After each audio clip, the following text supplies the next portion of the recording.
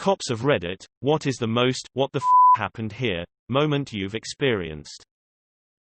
EMT, but I got to jump in on this one. We responded to a call at a Motel 6 near Washington, D.C. We get to the room and there's a skinny guy in tighty whities at the door screaming incoherently. We go inside the room and see what he's pointing at. A dude about 300 pounds. Butt naked. Covered in baby oil. That was completely unresponsive on a tarp. We try to get him on the stretcher, but he keeps sliding off. We use the sheets and even curtains to try to get the oil off him. To no avail. We eventually have to call the fire department to help us get him up, and even when we get him on the stretcher, he slides right off. Eventually, we get him strapped in, and take him to the hospital. He passed away without ever regaining consciousness. Apparently what happened was this married father of 3 flew to DC to meet his internet boyfriend. One of their kinks was the dude taking Ambien and letting the other guy face him. Doctors suspect that the Ambien caused his epiglottis to relax, and baby oil got into his lungs, where it blocked his alveolar. I'm still curious how notifying the family went on that one.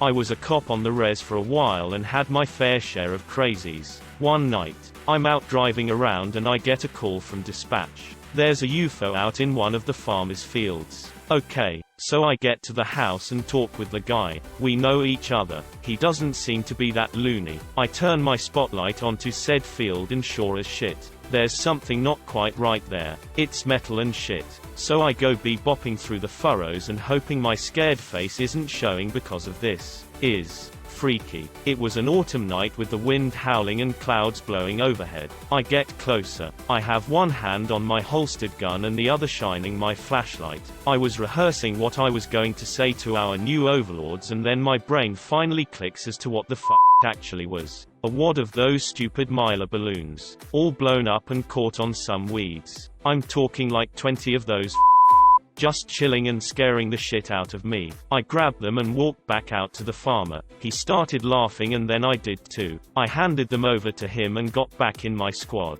still shaking. The sad part was, he passes away a few years ago, and his family gave me those deflated balloons that he had kept. I have them in my basement now.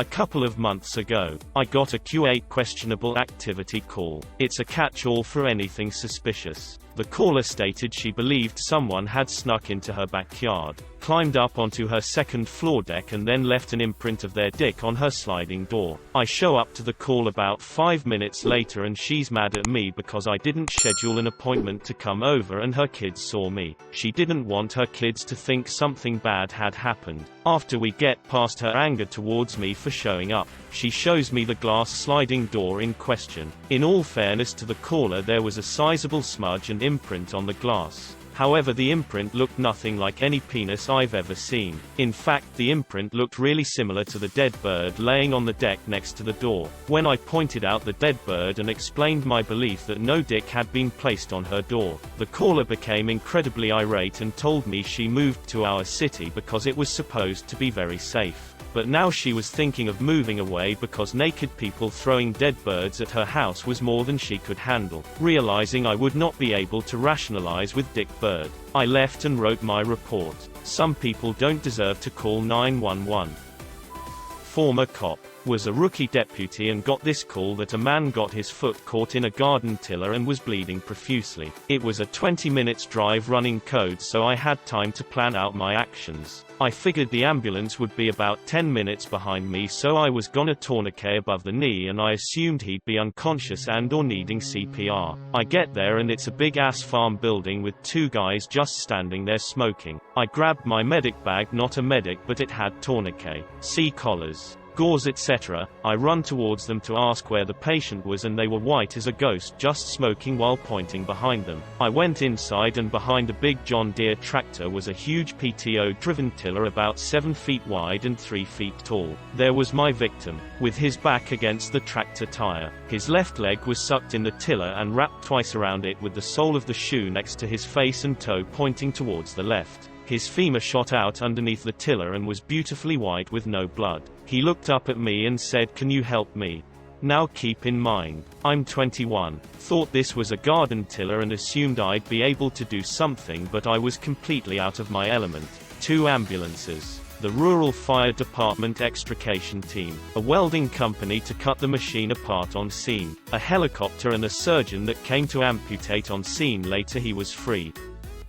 Preamble. In Canada, police officers take on the role of crime scene examiners. I know that's done by civilians in other countries. So, I'm at a suspicious sudden death. It's a typical Canadian November day, about -5 to -10 Celsius and clear. I get a call that there's a dude dead in his living room and it looks sketchy. I attend, and speak to the patrol officer who found the guy. He tells me a neighbor called in a check well-being on the old dude. So he shows up and tried knocking, ringing the doorbell. Door was locked and nobody came to answer. So he checked the perimeter, and when he got to the back patio door he could see the old guy collapsed in the living room. He and a backup unit breached the front door, and sure enough, there's a dead guy laying in the middle of the living room, surrounded by blood, has obvious trauma to his head, consistent with some sort of firearm wound. Then, the patrol officer shows me around to the side of the house. There's a rifle there, leaning against the side of the house, along with blood spatter. It appears consistent with someone having been shot at that location. Suddenly,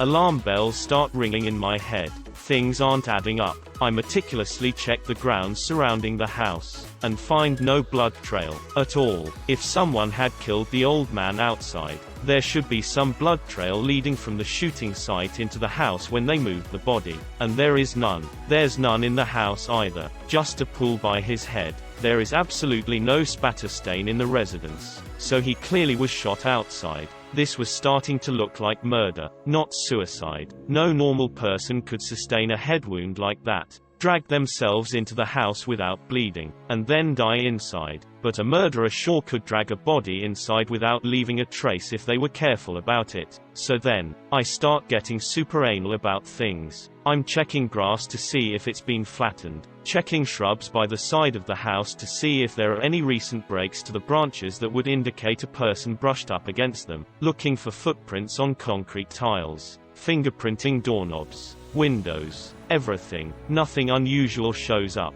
I call for a consult. 2 very senior NCOs, one a bloodstain analyst, come to look at things, and are as baffled as me. They start talking about things quietly, and I'm standing there waiting for some advice. While I'm waiting, I realize I haven't done one of the standard tests we technically are supposed to do even at obvious sudden deaths with bloodstains. Indirect hemastics testing. A hemastics is a presumptive test for blood. When you put blood on the yellow test strip, a chemical reaction changes it to a dark green color. So I grab a swab and strip from my kit, and take a sample of the blood pulled around his head to test, just so I can check the box that I tested it and it came back positive as possible blood. But it didn't.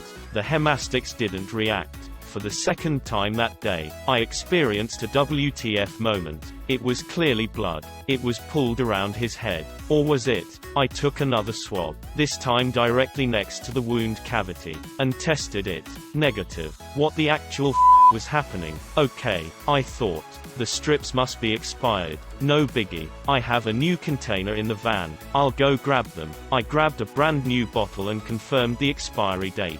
Pulled out a strip and did the test. Negative. Again. Now, I interrupted the 2 NCOs and pulled them over, and demonstrated the test again. They both had stunned looks on their faces. There was no way the blood shouldn't be causing a reaction. I made a phone call to the lab. They were stumped. I called our headquarters in Ottawa and spoke to one of our research scientists, and after getting some advice from them determined what the hell was happening. See, I said before, no normal person could sustain that kind of wound and drag themselves inside afterwards. Turns out old man was not a normal person. He was in very poor health, and suicidal due to constant chronic pain and health issues. One of the meds he was on was known to not only have the side effects of causing false negative reactions to blood reagent testing, but to also dramatically lower user blood pressure in colder temperatures. The old man went out with a rifle and shot himself in the head. hoping being outside someone would hear the shot and call 911 so the police would find his body, explaining the stains on the side of the house. But he was a bad shot, and the wound wasn't immediately fatal. Unfortunately, nobody heard the shot. He passed out from the pain, and the combination of the medicine and lower temperatures slowed his circulation enough that the wound partially clotted, and with the lower pressure he didn't bleed out right away. When he regained consciousness, he stumbled into the house and locked the door behind him. Laying down on the floor, the activity and increased ambient temperature got his circulation going enough again,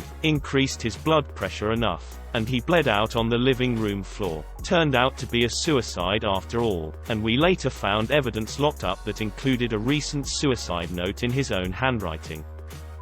One time we got a call about a minor wreck in a highway corridor. We get there, I'm handling the accident. 100 yards down there is a car on flats, and another further down from that, unrelated to the accident. One of the drivers walked back to us and told us a sketchy guy had been stopping at these cars to offer his help in fixing the flats. The theory was that he threw something on the road to flatten the tires so that he could help and get money from the drivers. I'm stuck at the back end of this mess, on the radio trying to get another unit to detain the shady guy. All of the sudden I look over and there's a guy in nothing but a hospital gown and an IV hanging out of his arm just tootling along the shoulder. The nearest hospital was several miles away, so I have no idea how he covered that distance with nobody noticing. So here I am with 1. A car wreck, 2. A guy possibly flattening tires on purpose, and 3. An escaped hospital patient. All completely unrelated, on a major highway late at night. My dad told me the one time he went to a house and a woman pulled something out of her shopping bag and started hitting him with it. He's trying to stop her but the other officers are all laughing. Finally he realizes that she's beating him with a dildo.